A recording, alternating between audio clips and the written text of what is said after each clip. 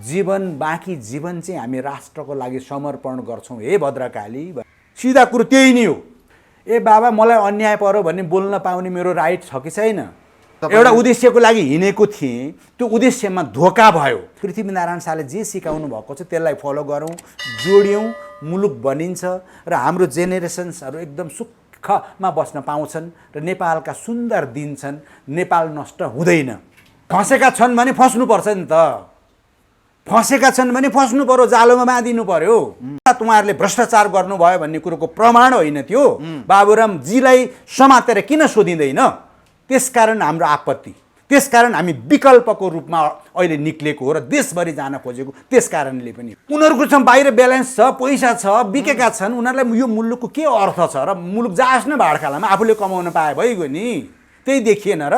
यो उमेरमा आएर एउटा प्रोफेसरले झुटो के को लागि बोल्नु पर्यो? मेरा नेताहरूलाई आलिशान महल बनाइदिनलाई र महासामन्त बनाउनलाई मैले दिएको। बडा महाराजधिराज पृथ्वीनारायण शाह जुन घरमा जन्मिनु भएको थियो त्यो घरको हामीले माटो पनि ल्यायौँ, सिन्धुलीगढीको माटो पनि ल्यायौँ, देशका विभिन्न तीर्थस्थलहरू र देवीका मन्दिरहरूको माटो पनि ल्यायौँ र त्यो माटो हामी भोलि त्यो माटो भिजाउने कसरी भन्दा मसँग एउटा त्यस्तो जल छ, त्यस्तो जल छ, पवित्र जल छ, जुन जल चाहिँ मानसरोवर, कन्याकुमारीदेखि लिएर नेपालका सबै तीर्थस्थलहरूको जल, नदीनालाको जल, पाँचै महासागरको जल, पाँचै महासागर तपाईँ आफै उपस्थित भएर ल्याउनु भएको? आफैले कलेक्सन गरेको हो नि त। मैले त्यो जल त छ नि मसँग। त्यस्तै गरेर पाँचै महासागर, विभिन्न नदीहरू, विभिन्न तीर्थस्थलहरूको त्यो जलले त्यो माटो मिसाउने, पृथ्वीनारायण बडा महाराजधिराज सरकार त्यो माटो मिसाउने, भिजाउने अनि त्यो माटोको टिका लगाउँछौँ हामी भोलि मातृभूमिको लागि। अब जीवन जाँदैछ हामी, हाम्रो मुलुक पनि बन्नुपर्छ भन्ने मलाई, मेरो मुलुक, मेरो मातृभूमि पनि धपक्क बलेको हेर्ने रहर क्या।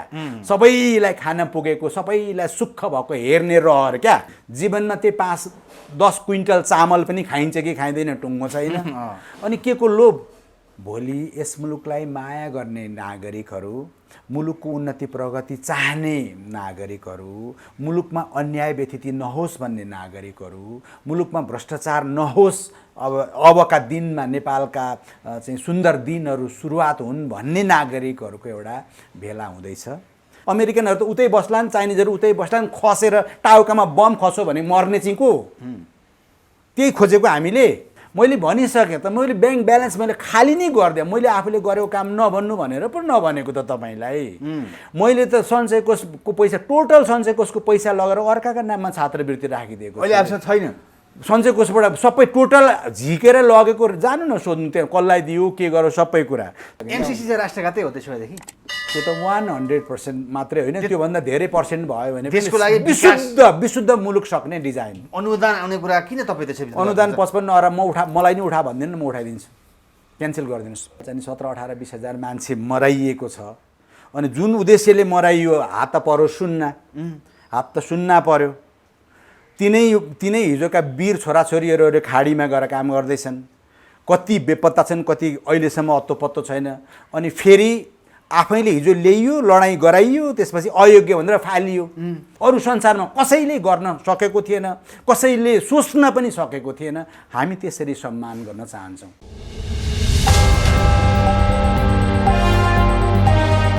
डाक्टर साहब स्वागत छ हजुरले एकता टिभी नेपालमा। हामी जोडिएदेखि नै अब आजको दिनसम्म कुरा गरौँ अथवा भोलिको दिन चाहिँ अब आइपुग्यो होइन? भोलि त ल्याउने नै भनेको थियो। भनेको दिन निकै मेहनत गर्नु पर्यो, निकै दिन पर्खिनु पर्यो। हाम्रा सबै भ्युअर्सहरूमा एउटा कौतूहलता पनि थियो। अल्टिमेटली भोलिको दिन आयो। भोलि भदौ 14 गते, भोलि 14 गते आयो, कृष्ण अष्टमीको दिन। एकदम हामीले पारेकै हो, साइत हेराएर। किन पार्नुभयो कृष्ण अष्टमी? होइन, कृष्ण अष्टमी भनेको चाहिँ अब कंसलाई मार्न सक्ने कृष्ण, अन्यायलाई मार्न सक्ने हो नि त। कृष्ण भनेको त अब सबै, अब कृष्णको लीला गीता सबै छ होइन।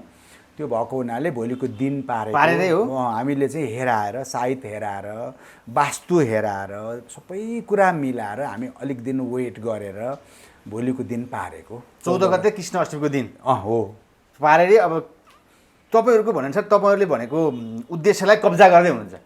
उद्देश्य प्राप्त गर्ने लाइनमा हामी अगाडि बढिसक्यौँ। बढी नै सक्नुभयो बढिसक्यौँ। भद्रकालीमा गएर कसम खानेको कुरादेखि लिएर सारा कुरा के गर्दै भोलि प्रोग्रामकै बारेमा सोध्नु न त। भन्नुहोस् न, त्यही त यसो छ। ओके, भोलि हाम्रो भदौ 14 गते हो। अब यो एकता टिभीबाट म सबै हाम्रा भ्युअर्सहरूलाई एउटा जानकारी होस् भन्ने हिसाबले भनेको, भोलि यस मुलुकलाई माया गर्ने नागरिकहरू, मुलुकको उन्नति प्रगति चाहने नागरिकहरू, मुलुकमा अन्याय व्यथिति नहोस् भन्ने नागरिकहरू, मुलुकमा भ्रष्टाचार नहोस्, अबका दिनमा नेपालका चाहिँ सुन्दर दिनहरू सुरुवात हुन् भन्ने नागरिकहरूको एउटा भेला हुँदैछ। र त्यो भेलामा हामीहरूले चाहिँ एउटा डिक्लेरेसन भनौँ न, घोषणा गर्दैछौँ। यस्ता घोषणा धेरैजना गुरुहरूले गरेका गर्छन्। तपाईँ यस्ता विभिन्न डाक्टर हो भन्ने मान्छेले, प्रोफेसर हो भन्ने मान्छेले, समाजसेवी होइन, विभिन्न क्षेत्रमा चाहिँ विज्ञ हो भन्नेले पनि गर्न खोजे गरे, तर कसैले केही लछापटा लागेन भन्ने जनतामा छ। हो, त्यो तपाईँबाट फरक के त भन्ने कुरा होइन। अब यसो गरौँ न, अब अरूले गरेनन् हुँदैन भनेर निराशा पनि नहौँ, हामी प्रयास गरौँ न। हामीले पनि एउटा सिन्सियर प्रयास थालेका छौँ र भोलि हामी चाहिँ भेला हुन्छौँ 14 गते।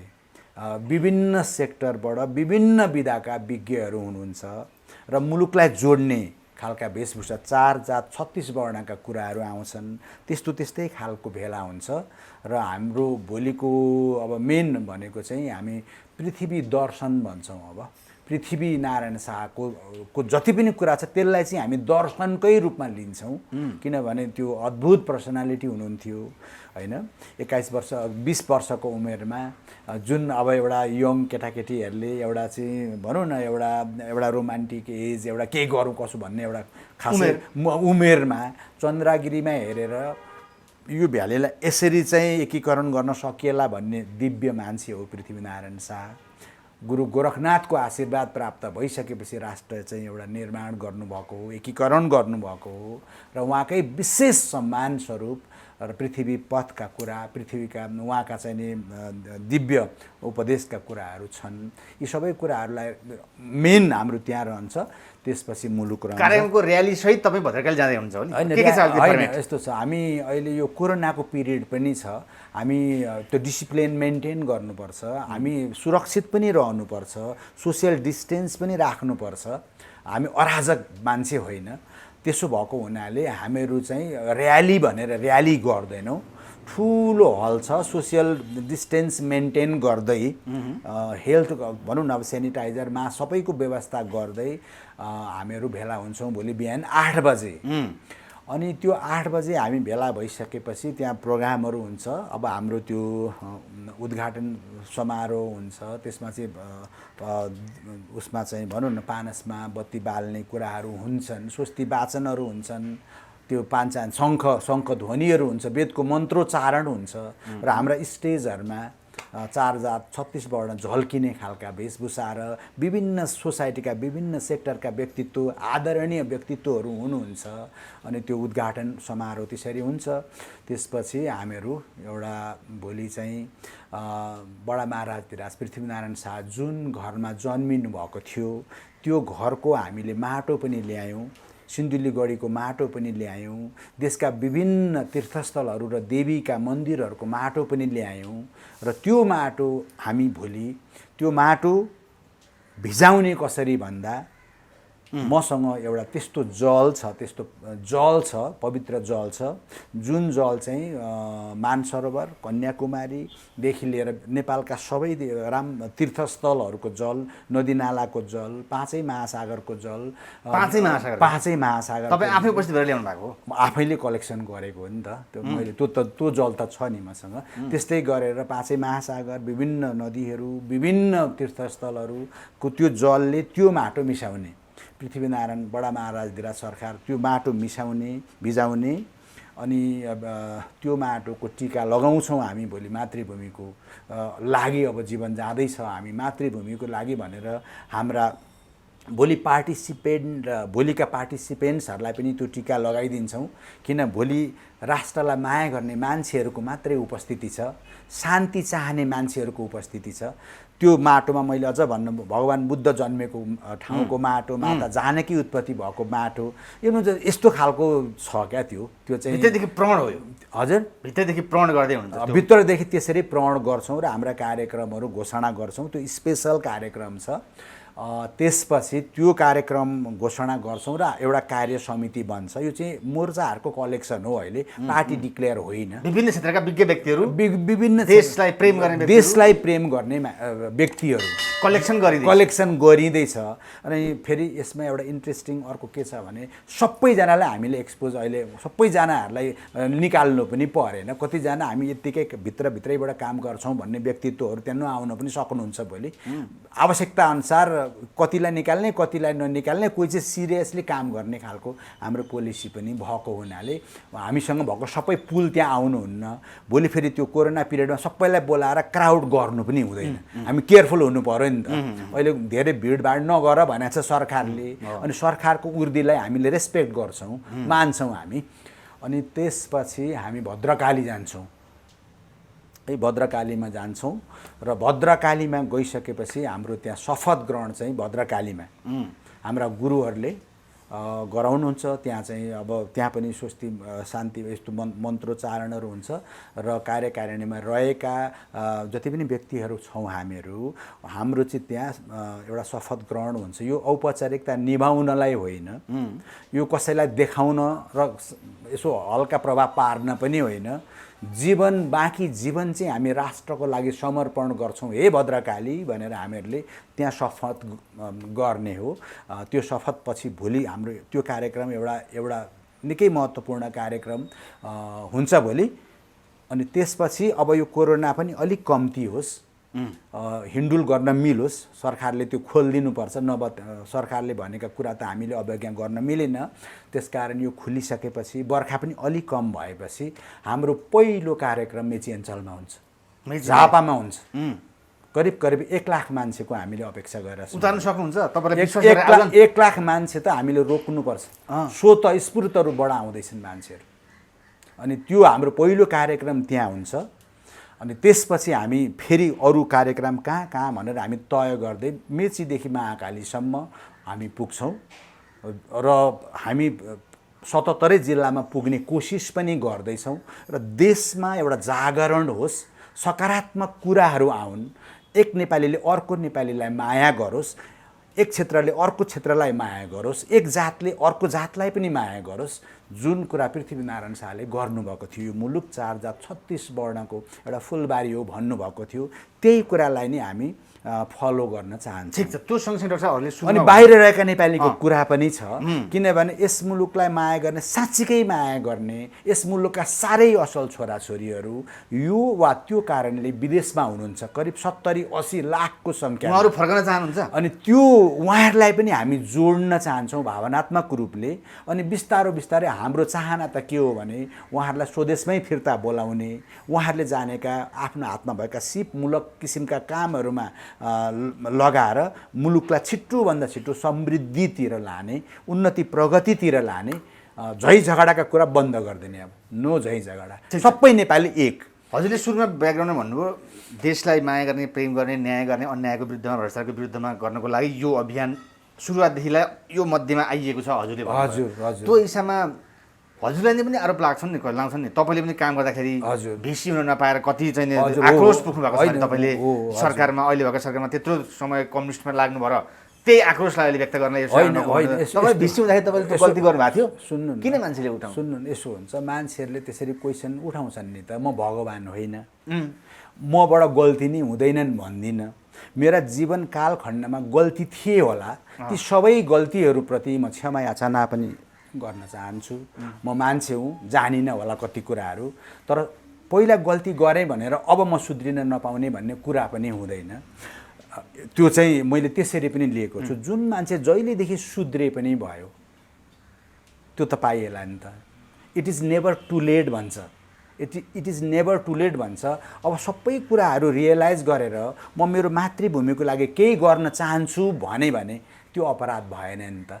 एउटा असल छोराकै कर्तव्य भयो होला, असल छोरीकै कर्तव्य भयो होला। मेरो जीवन मातृभूमिलाई नै दिन्छु, साँच्चीकै दिन्छु, प्रण गरेर दिन्छु, डे टु डे हेरे पनि हुन्छ।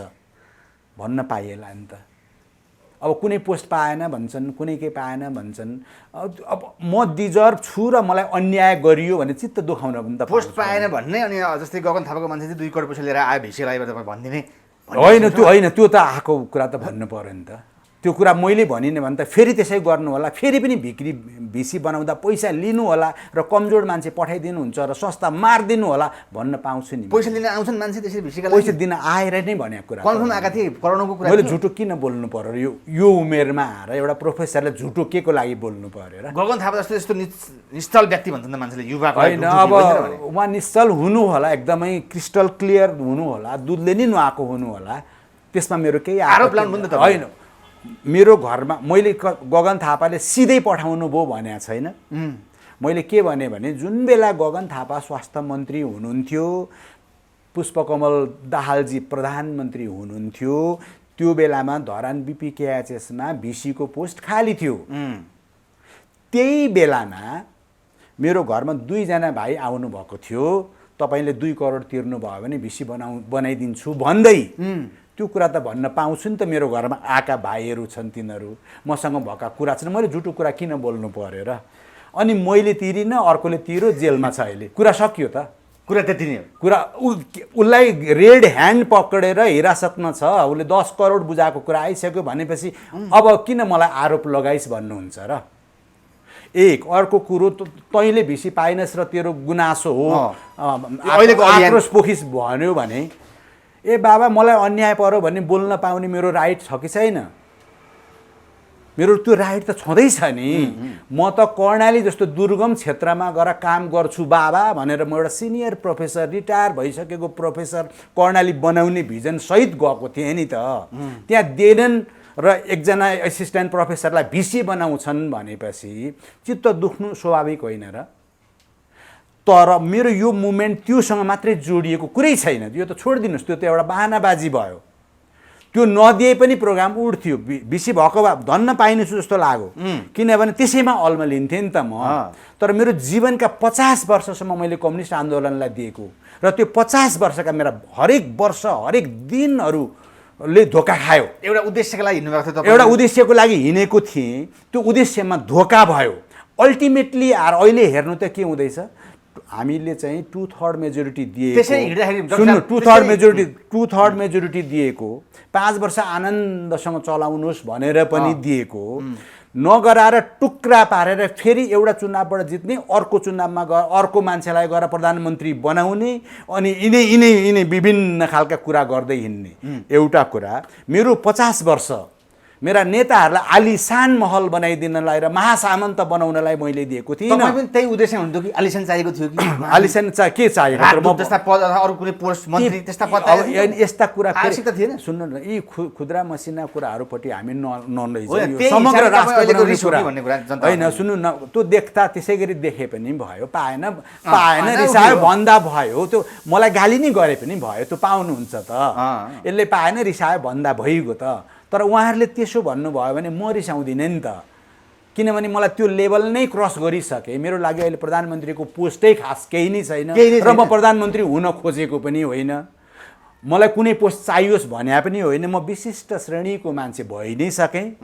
जीवनमा त्यही 5-10 क्विन्टल चामल पनि खाइन्छ कि खाइँदैन टुङ्गो छैन। अनि के को लोभ? अनि म जतिको मान्छे पनि बोलिनँ भने को बोल्छ? अनि बोल्दाखेरि यस्ता खालका आरोपहरू आउन सक्छन् भन्ने मैले बुझेको छु र ती सबै आरोपहरूलाई म सम्मान गरिदिन्छु। अझै जे भन्नु छ भन्नु, गाली जतिलाई गर्नु छ गर्नु, तपाईँहरूलाई त्यो डेमोक्रेसी छ, म चित्त दुखाउँदिनँ। त्योदेखि बाहेक कसैलाई चाहिँ जोडिउँ न त, यिनीहरूले राम्रै कुरा उठाउँदैछन् बा हो कि भनेर आउन चाहनुहुन्छ भने म हृदयदेखि नै स्वागत गर्न पनि चाहन्छु। नेपाल चाहिँ बन्नुपर्छ। कसरी हुन्छ भन्नुपर्छ, नेपाल चाहिँ बन्नुपर्छ। तपाईँले भने जस्तो न्याय लागि, देशका लागि यत्रो वर्ष जेल, र तपाईँले कुरा उठाइहाल्नुभयो, मैले भनिदिन्छु। मलाई कुनै मुलुकको एउटा एम्बेसेडर बनाउँदाखेरि पनि म मुलुक कसरी एउटा एम्बेसेडर कस्तो चाहिँ हुन्छ भनेर देखाउन सक्ने मसँग क्यापासिटी थियो। त्यसकारण मैले त्यो रहर गरेँ भने पनि अपराध भएन। म भिसी बनेर मेरो संस्थालाई देशको र एउटा एसियाकै उदाहरणीय बनाउन सक्छु भनेर मसँग भिजन छ। संसारभरिका युनिभर्सिटीसँग मसँग लिङ्क छ। युनिभर्सिटीको सिनियर प्रोफेसर हो, किताब लेखेको मान्छे हो, रिसर्च गरेको मान्छे हो, पेपर प्रेजेन्टेसन गरेको मान्छे हो, सारा संसार बुझेको मान्छे। भिसी हुन खोजेँ भने त्यो मैले अपराध गरिनँ। उहाँहरूले दिनु भएन, ठिक छ, मेरो चित्त दुखाएर गुनासो पनि छैन, किनभने म त्यो सानो चित्तको मान्छे पनि त्यो पदलोलुपता नै छैन। बाबा म आफ्नै मेहनतबाट प्रोफेसर भइ नै सकेँ त। मलाई प्रोफेसर त कसैले बनाइदिएको होइन नि त, मलाई टिका लाएर कसैले दिएको पनि होइन नि।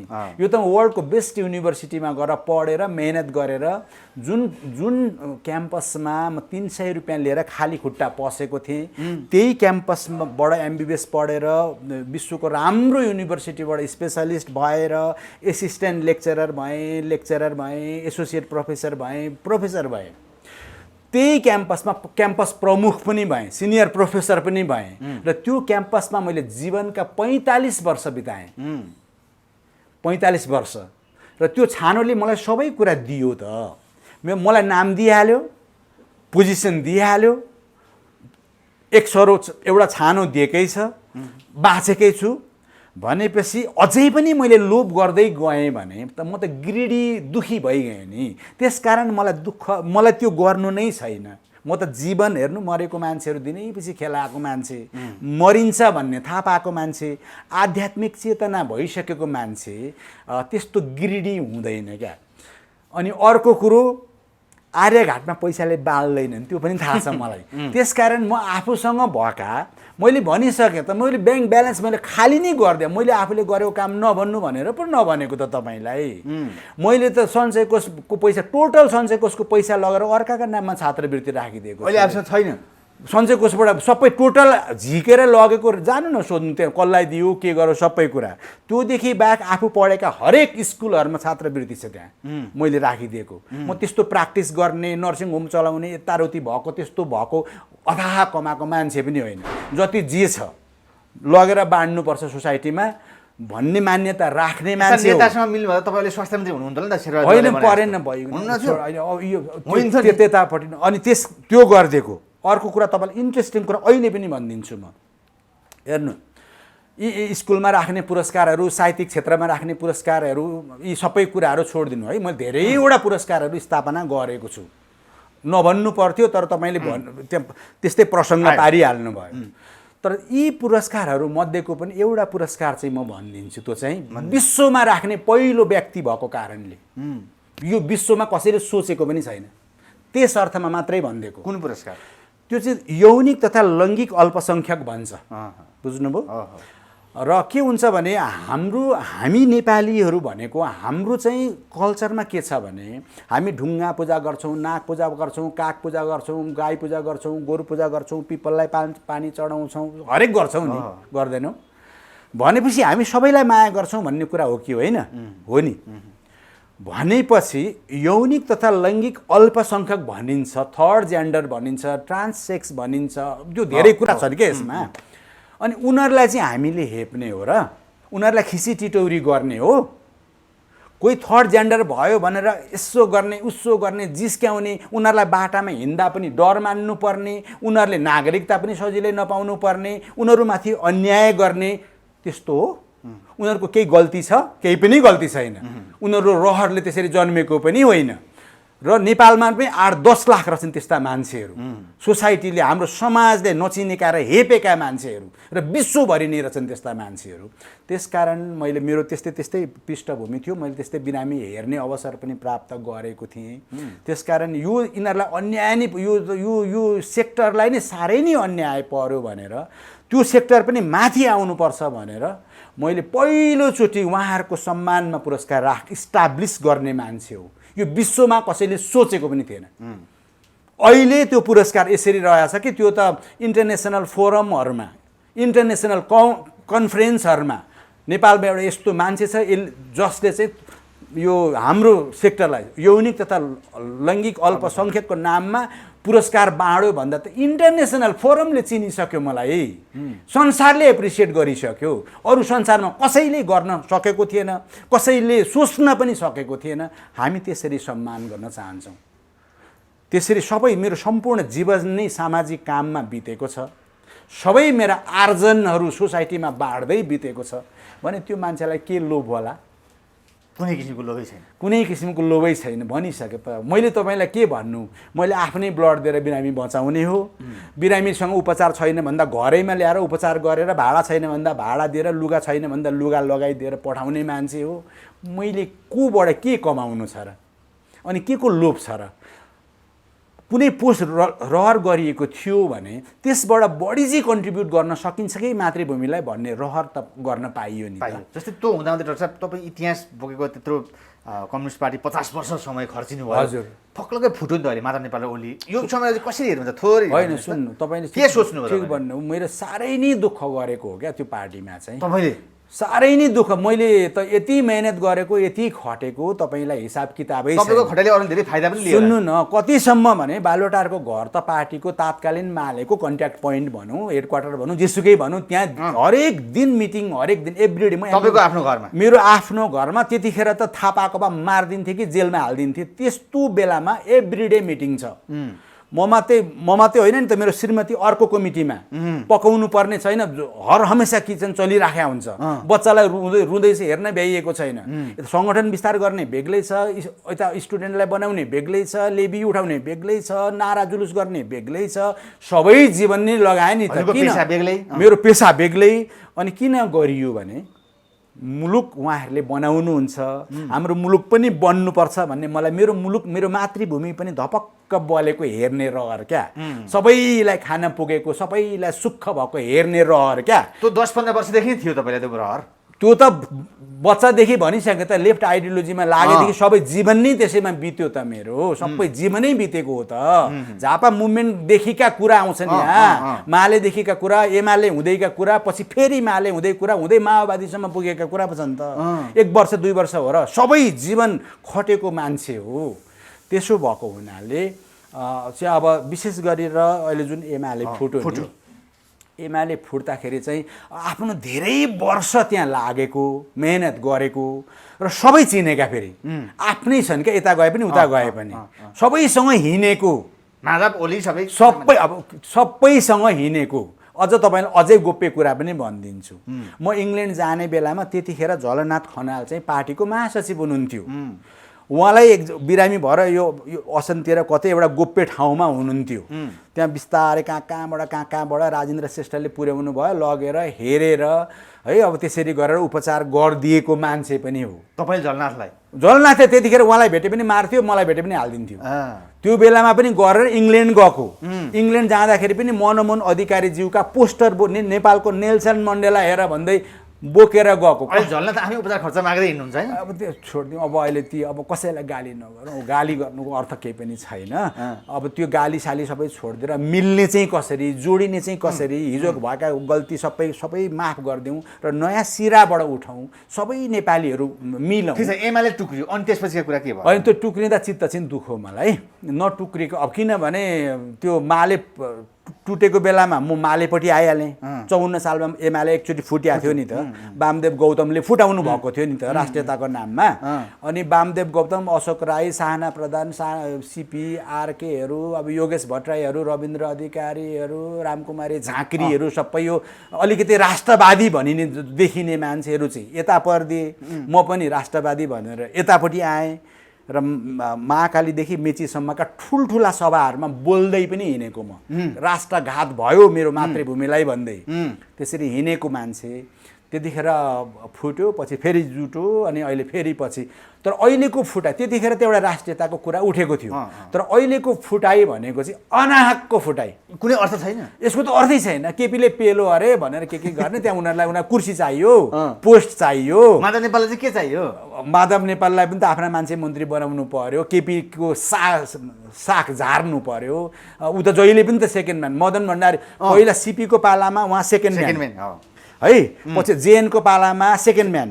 मदन भण्डारीको त मारेपछि त त्यो पनि सेकेन्ड म्यान, त्यसपछि त फर्स्ट म्यान। अनि फर्स्ट म्यान हाकेको हाकै है। अनि त्यो केपीले 9 महाधिवेशनमा हराइदिएकोमा भित्र रिस पनि थियो होला उहाँलाई, अनि अब त्यो पनि थियो होला अथवा के थिए, त्यो त पार्टीगत र पर्सनल भयो। तर त्योभन्दा पनि ठुलो कुरा उहाँलाई बाहिरी इन्फ्लुएन्स पनि छ नि त। तैँले फुट्नुपर्छ, तँ यता जा होइन, तँ उता गएर मिल, अहिले उसलाई चाहिँ प्रधानमन्त्री बना होइन, उसलाई प्रधानमन्त्री बना। अनि त्यसपछि एमसिसी आदि उदिका कुरा होलान्, त्यसपछि उहाँ एउटा त्यो चर्चको एजेन्ट हुनुहुँदो रहेछ, अनि त्यता पनि सजिलो होला। त्यो भएको हुनाले पार्टी फुटेको छ, व्यक्तिगत नितान्त व्यक्तिगत स्वार्थको कारणले। बाहिरको हिसाबले फुट्नुपर्छ, बाहिरको हिसाबले पनि भित्रको आन्तरिक ईर्षा द्वेष कुण्ठाको कारणले पनि। दुवैजनालाई त्यस्तो हो। कसलाई? ओली र माधव दुईटैको त्यही हो कुरा होइन। ओलीले त फुटाएको होइन नि त पार्टी। ओलीले कहाँ पार्टी फुटाउनु भयो त? ओलीले त कहिले पार्टी फुटाएको इतिहासै छैन नि। अहिले पनि होइन। अहिले कहाँ फुटाएको त पार्टी? होइन, पार्टी जोड्यौँ भनेर त सबै कुरा दिएकै थियो त, नफुट आओ भनेकै हो त उहाँले। त्यो एक्जाजेरेट गरेर कुरा नबिगारौँ न, हामीहरूले सत्य कुरा चाहिँ भन्नुपर्छ नि त। पार्टी फुट्न नदिन धेरै प्रयास गरे हो, अब फुट्दै गयो, अब यस्तै हो। तर त्यो फुट्यो, अहिले आफ्नो योगदान धेरै नै वर्ष धेरै नै मेहनत गरेको हिसाबले र आफ्नै साथीभाइहरू भएको हुनाले दुवै पक्षमा चित्त दुख्नु चाहिँ आफ्नो ठाउँमा छ। तर अब अहिले जुटुन टुटुन फुटुन अर्थ छैन, किनभने उहाँहरू व्यक्तिगत आफ्नो बेनिफिट कहाँबाट हुन्छ, कताबाट चाहिँ पोस्टमा पुग्न पाइन्छ, कताबाट चाहिँ आफ्ना मान्छे हाल्न पाइन्छ, कताबाट चाहिँ कमाउन पाइन्छ, त्यो कारणले फुटेको हुनाले अब उहाँहरू फुट्नु र टुट्नु अर्थ छैन र हाम्रो लाइन अर्को भइसक्यो। हामी त अर्को लाइनमा हिँडिसक्यौँ त। हजुर त्यो बेला माओवादीमा पनि लाग्नु अन्तिम लागे नि पुरै। किन लाग्नु भएको थियो भनिदिनुहोस् त? मैले त्यतिखेर लागेको कारण चाहिँ के भने, ए बाबा यिनीहरूले त आफ्नो ज्यान नै बलिदान दिइरहेछन्, शहीद नै भइरहेछन् भनेपछि म पहिला त्यो मालेकालमा पनि के चाहन्थेँ भने म पनि चे गुएभाराबाट प्रभावित, मैले पनि पढाइ छोडेर पुरै युद्धमा जानुपर्छ, क्रान्ति गर्नुपर्छ भन्ने भावना थियो नि त मसँग। म त चे गुएभाराबाट इन्फ्लुएन्स भएको मान्छे हो, झापा आन्दोलनबाट आएको मान्छे हो। अनि त्यसरी पुरै पढाइ छोडेर बुर्जुवा शिक्षा पढ्न छोडेर गन नै लिएर नहिँडेको पछुतो चाहिँ थियो मलाई एक किसिमले। तर मैले त्यो पढाइ छोड्नै सकिनँ फेरि। अनि पछि माओवादी आन्दोलन हुँदै जाँदाखेरि पछि बढ्दै जाँदाखेरि त देशका हुनुहार छोराछोरीहरू त एकदम जीवनको आहुति दिइरहेछन्। सबैभन्दा प्यारा छोराछोरीहरू भर्खरका मान्छेहरू पनि बाफ रे बाफ, साँच्चीकै यिनीहरूले चाहिँ परिवर्तन गर्ने रहेछन्, यिनीहरू चाहिँ रियल रहेछन्, यिनीहरूसँग पो जोडिनुपर्छ त भन्ने मलाई थियो नि त्यतिखेर। त्यो पनि मेरो व्यक्तिगत केही थिएन, मुलुक चाहिँ परिवर्तन हुन्छ, देशको लागि शहीद भएका थिए कि त भन्ने। देशको लागि शहीद भएका हुन्, देशको लागि बेपत्ता भएका हुन्, देशको लागि घाइते भएका हुन्, देशको लागि जिउँदै गाडिएका पनि हुन्। अब यो भनौँ न यस्तो खालको यो सबै पर्यो क्या मलाई। अनि पछि बुझ्दै जाँदाखेरि 2 वर्ष लाग्नुभयो। धेरै वर्ष नि, कहाँ 2 वर्षको कुरा छ? धेरै वर्ष लाग्यो। म त त्यसमा पनि इम्पोर्टेन्ट पोस्टमै थिएँ त। प्रचण्डजीको पहिलो चुनावको मेन बोल्ने मान्छे मै हो।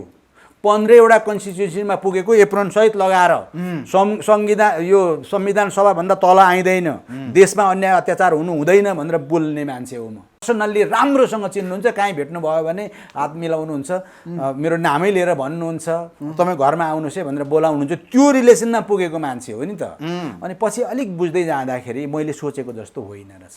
हिजै मात्र के भन्नु नि उहाँले वैशिलहरूलाई, मलाई त अझै पनि ढुक्क रहेनछ भनेर तर्सिँदै हुन्छ त प्रचण्डजी, यो विषय चाहिँ के बुझ्नुहुन्छ? होइन, अब उहाँ किन तर्सिनु? अब तर्सिनु त तर्सिहाल्छ नि। 17-18-20 हजार मान्छे मराइएको छ, अनि जुन उद्देश्यले मराइयो हात त पर्यो सुन्ना, हात त सुन्ना पर्यो। तिनै हिजोका वीर छोराछोरीहरू खाडीमा गएर काम गर्दैछन्, कति बेपत्ता छन्, कति अहिलेसम्म अत्तो पत्तो छैन। अनि फेरि आफैले हिजो ल्याइयो, लडाइँ गराइयो, त्यसपछि अयोग्य भनेर फालियो। एक अर्को कुरो, जनमुक्ति सेनाहरू 2-4 लाख रुपियाँका लागि लडेका पनि थिएनन्, एउटा त्यो। अर्को कुरो आफूसँग चाहिँ वैभव जोड्नपट्टि लाग्यो नि त फेरि, त्यो त लुकाएर लुक्दैन। मैले किन भन्नुपर्छ र? बाबुरामजीले भने होइन, केपीले 3 अरब, देउपाले 3 अरब, प्रचण्डले 3 अरब खाएको प्रमाण मसँग छ, प्रमाण पुर्याउन सकिन भने झुन्निन्छु भनेको होइन र मुलुकको प्रधानमन्त्रीले। अर्थात् उहाँहरूले भ्रष्टाचार गर्नुभयो भन्ने कुरोको प्रमाण होइन त्यो। बाबुरामजीलाई समातेर किन सोधिँदैन? त्यसकारण हाम्रो आपत्ति। त्यसकारण हामी विकल्पको रूपमा अहिले निक्लेको हो र देशभरि जान खोजेको त्यस कारणले पनि हो। बाबुराम चाहिँ चोखा छन् र त्यो कुरा भन्ने कुरा छ नि जनतामा होइन तपाईँ अब मैले त्यसमा के भन्नुपर्छ र बाबुरामजीले त मुस्ताङ चढ्नु भएको नि, म त सादा मान्छे हो, सादा मान्छे। अलिअलि हिसिलाजीहरूले यताउति थोरै यताउति घरको इन्तजाम गर्नुभयो होला, किन पेपरमै निक्लिसक्यो हुनाले। अब उहाँ चाहिँ मुस्ताङ चढ्ने मान्छे हो नि त, सादा जीवन उच्च विचार सादा जीवन उच्च विचार हो नि त। तर खासमा उहाँको बारेमा त जीवनभरि चित्त दुखाइ र गुनासो रहन्छ। हिजो माओवादीको सेकेन्ड म्यान भएर हिँड्नुभयो र मान्छे मराइसक्नुभयो, हिसिलाजीको थ्रुबाट आफ्नो व्यवस्था इन्तजाम गराइसक्नुभयो, अर्काका छोरीहरूलाई झिकेर बन्दुक भिराउनु भयो, आफ्नै छोरी पढाउनु भयो। यतिखेर आएर माओवादी कामै नलाग्ने, कम्युनिस्ट कामै नलाग्ने भनेर कहाँ एउटा तराईवादी दलसँग गएर मिसिनु भएको छ भनेपछि कतिसम्म अनैतिक भन्ने त आफै बुझ्नु न तपाईँ। मैले के भन्नुपर्छ र मुलुकका पूर्व प्रधानमन्त्रीलाई। महत्त्वपूर्ण कुरा एमसिसी के हुन्छ डाक्टर साहब, तपाईँले बुझ्यो के गर्न खोज्छ? अहिले देउबा आएपछि झन् एमसिसी ल्याउनु लाग्यो भन्छ मान्छे खास। होइन, एमसिसी यसो छ, केपीले पास गर्नुहुन्न थियो, त्यो उहाँले बरालेको कुरो बुझे क्या उनीहरूले। तर सपोर्ट त गरेका थिए नि केपीले पनि। हुन्छ भन्दै कुर्सीका लागि त्यहाँ अलिकति गर्छन् नि त डिप्लोमेटिक पाराले। अब उबाट केपीबाट ज्यान गए एमसिसी पास हुँदैन भन्ने उनीहरूको रिडिङ भयो। सुरुदेखि करिब 3 वर्ष त बरालेकै हो नि त। म एमसिसी पास गर्छु भन्ने, यता गर्ने उता गर्ने, त्यो छाड देखेनन्। छाट नदेखेपछि अनि देउपाजीलाई ल्याएको हो नि त। मलाई मेन फालेको कारणै त्यही हो। एमसिसीको लागि एउटा एमसिसी त्यति मात्रै छैन। अझै कुरा तपाईँलाई सिरियस कुरा भनिदिउँ, यो पब्लिकमा जाने हुनाले भनिदिउँ। कुरा के छ भने हाम्रो प्रचण्डजीहरूको चाहिँ यो अहिले यसलाई चाहिँ छलाङ मारेर समाजवाद हुँदै साम्यवाद टेक्ने, साम्यवादमा जाने उहाँहरूको उद्देश्य हो नि त। यो मुलुकमा साम्यवाद भनेको कन्ट्री पनि हुँदैन, बोर्डर नै हुँदैन। त्यसकारण अहिले त मैले के बुझ्दैछु भने साम्यवादी मान्छेहरू त राष्ट्रवादी नै हुँदैन, यिनीहरू अन्तर्राष्ट्रियवादी भनौँ अथवा के भनौँ, उनीहरूको बोर्डरै हुँदैन, केही पनि हुँदैन, सबै बराबर भन्छ नि। त्यो उहाँहरूको क्यारेक्टरले दिँदैन, आफूले चाहिँ थुपारेर राख्ने कहाँको साम्यवाद। छलाङ उता हान्ने र अझै डिस्टर्ब गर्नेपट्टि उहाँ र माधव नेपाल हो। प्रचण्डजीले होइन यसैभित्रबाट सुधार गर्दै मुलुकपट्टि नै भने अलिकति कता न कता राष्ट्रवादी अडान छ क्या उहाँभित्र। प्रचण्डसँग केपीसँग अझै पनि छ। त्यो भएर उनीहरूको भित्री अर्को कन्फ्लिक्ट चाहिँ त्यो पनि हो। एउटा चाहिँ तपाईँले एउटा इन्ट्रेस्टिङ कुरा भनिदिउँ, यो लेफ्टिस्ट र राइटिस्ट भन्ने कुरा कहाँबाट आयो? यो इन्ट्रेस्टिङ कुरा छ। अलिक एउटा कुनै इरा छ, त्यो अहिले डिटेलमा जान्न। त्यो इरामा के गरियो भने अलिक असल भद्र भलाज्मी मान्छेहरूलाई चाहिँ राइटपट्टि राखियो, अलिक उदण्ड टाइपका भनेको नमान्ने उग्र टाइपका मान्छेहरूलाई लेफ्टपट्टि राखियो। लेफ्टिस्ट र राइटिस्ट त्यसरी भएका छन्, बुझ्नुभयो? लेफ्टिस्ट भनेका चाहिँ त्यता, राइटिस्ट भनेका अलिक नरम टाइपका, अलिक नरम, अलिक भद्र, अलिक धर्म कर्म पनि यसो मान्ने, अलिकति जेन्टल टाइपका राइट, अलिक उग्र टाइपका लेफ्ट। त्यहाँ धेरै लामो कुरा छ, अहिले म भ्याउँदिनँ एक्सप्लेन गर्न। साम्यवादी भन्छ भने त्यो एक किसिमको युटोपिया, त्यो हुँदैन क्या। अब यो 21औं शताब्दीमा ती कुरै नगरौँ, साम्यवादकै कुरा गर्ने हो भने आउन त वैदिक साम्यवादमा जाउँ, हामी पो थियौँ त साम्यवादी, त्यता जाउँ कि होइन भने भएको सिस्टमलाई नै इम्प्रुभ गर्दै राम्रो गर्दै लाने र मुलुकले चाहिँ लिड गर्ने। अब हामी मैले भनिसकेँ, त्यसकारण गाली गलौजका कुरा छोडिदिइसकेँ। एमसिसी चाहिँ राष्ट्रघातै हो त्यसो भएदेखि? त्यो त 100% मात्रै होइन, त्योभन्दा धेरै पर्सेन्ट भयो भने देशको लागि विशुद्ध मुलुक सक्ने डिजाइन। अनुदान आउने कुरा किन तपाईँ त्यसै? अनुदान 55 अरब मलाई नि उठा भन्दिनँ, म उठाइदिन्छु, क्यान्सल गरिदिनुहोस्। उठाइदिनु सक्नुहुन्छ? सक्छु। त्यो कुन ठुलो कुरो नेपालको लागि होइन। साँच्चै नेपाल क्राइसिसमा पर्यो भनेर 80 लाख नेपालीहरूलाई मैले अपिल गरिदिएँ र पैसा हुने नेपालीहरूलाई अपिल गरिदिएँ। यसकारण मुलुक सङ्कटमा जाने भयो, 55 अरब रिप्लेस गरिदेऊ भन्दाखेरि त्यताबाट नि पैसा उठाइदिन्छु, उठाइ नै दिन्छु।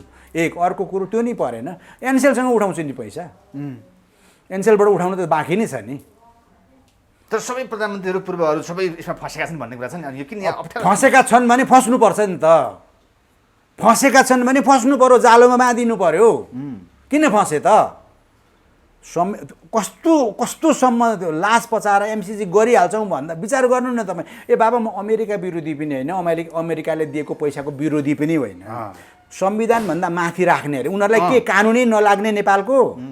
अनि एउटा 55 अरब दिँदा किन 10 थरी शर्त गर्नुपर्ने?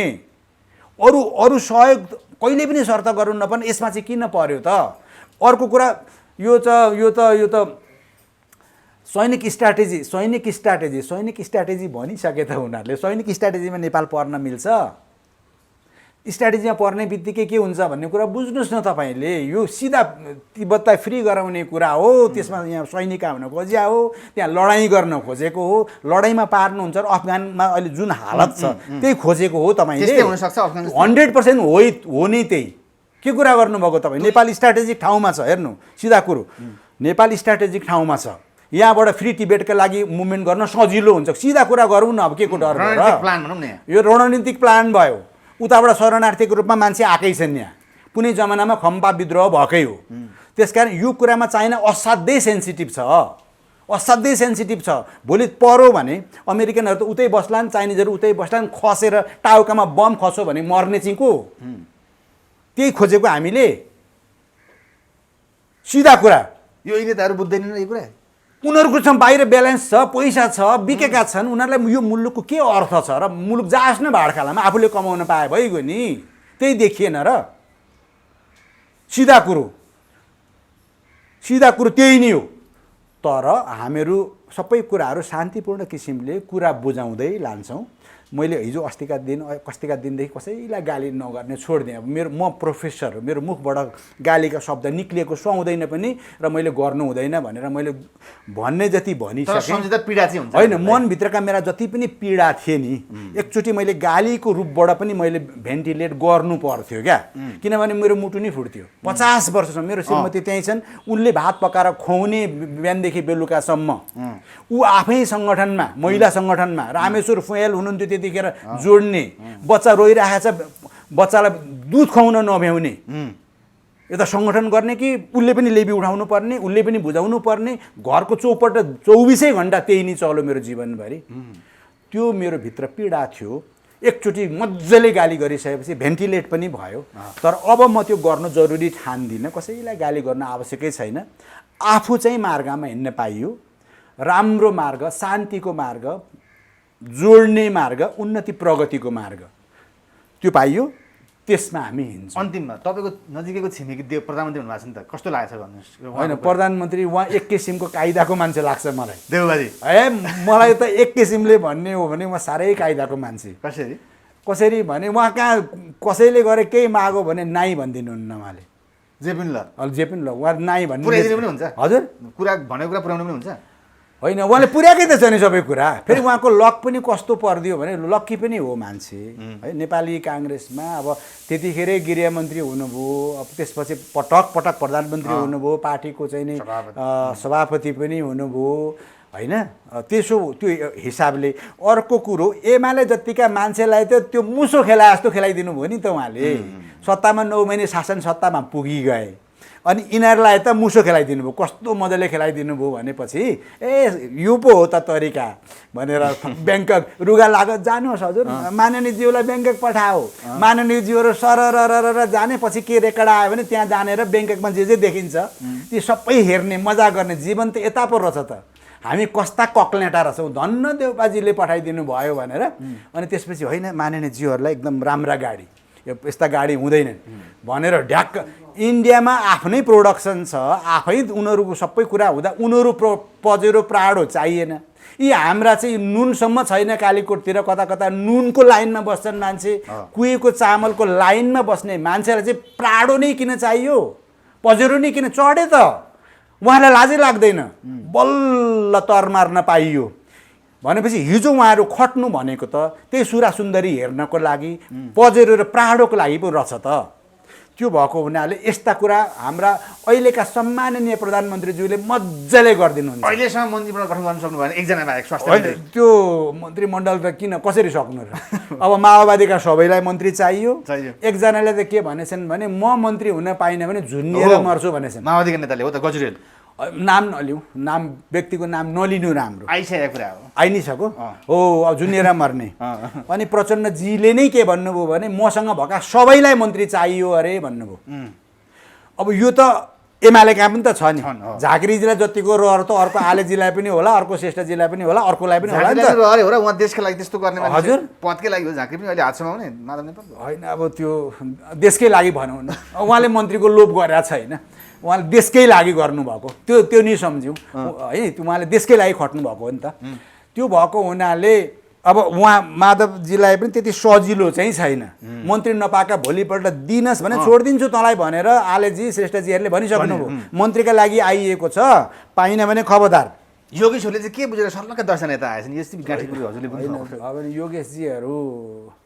त्यही त उहाँहरू धेरैजना त जानु पनि भएन अनि माधव नेपालजीको सुन्दै थिएँ मलाई उचाले पार्टी फुटेर भनेर उचाले म अगाडि बढेपछि स्वाट्टै छोडिदिएँ मलाई भन्नुभयो त्यो चाहिँ उहाँहरूलाई नै सोध्नु यो लीला मैले पनि बुझ्दिनँ हिजो किन माधव नेपाललाई उचालेको हिजो किन समानान्तर कमिटीहरू बनाउँदै केपीको उचित्व काट्दै हिँड्नु भएको अहिले किन नजानु भएको के मन्त्री पाइँदैन भन्ने हिसाबले हो कि अथवा के हो म चाहिँ त्यो कुरा भन्न सक्दिनँ यो कुरा चाहिँ उहाँहरूलाई नै सोध्नु दर्शक अन्तिममा अब के छ भोलिको कुरा त हामीले कुराकानी गरिसक्यौँ अबको उद्देश्य अलिक दर्शकलाई केही बाँकी भन्नुपर्ने केही छ होइन बाँकी भनेको चाहिँ अब अहिले अब हामीहरू धेरै निराशाका कुराहरू पनि नगरौँ दुःखका कुराहरू पनि नगरौँ हरेक विश्वका हरेक राष्ट्रहरू दुःखबाट गुज्रेका छन् चाइनामा करोडौँ मान्छे भुखमरीबाट मरेका थिए कुनै जमानामा हेर्नु अब कुनै जमानामा अब यो मलेसियाहरू जस्ता कन्ट्रीहरू इभन सिङ्गापुर माछा मारेर यसो माछा खाएर बाँचेका हुन् सबै कन्ट्रीहरू दुःखबाट गुज्रेका हुन् अब हाम्रो मुलुकमा पनि दुःख पर्यो होला हतोत्साहित नहौँ सृष्टिले नेपाललाई सबै कुरा दिएको छ अब हामी सबै नेपालीहरू मिलेर एकअर्कालाई गाली नगरिकन जे जस्तो भए पनि मिलौँ भन्दै पृथ्वीनारायण शाहले जे सिकाउनु भएको छ त्यसलाई फलो गरौँ जोड्यौँ मुलुक बनिन्छ र हाम्रो जेनेरेसन्सहरू एकदम सुखमा बस्न पाउँछन् र नेपालका सुन्दर दिन छन् नेपाल नष्ट हुँदैन यति भन्न चाहन्छु र सबै नेपाल विश्वभरि रहेका र नेपालभरि रहेका हाम्रा दाजुभाइ दिदीबहिनीहरूको सुस्वास्थ्यको कामना पनि गर्छु पर्सि कृष्ण अष्टमी हो हामीले एउटा अभियान थालेका छौँ हामीहरूलाई शुभकामना पनि दिनु सल्लाह पनि दिनु कतै नजानेर गल्ती गर्न थाल्यौँ भने यसो चाहिँ होइन है भनेर सिकाइ पनि दिनु यति भन्न चाहन्छु थ्याङ्क यू भेरी मच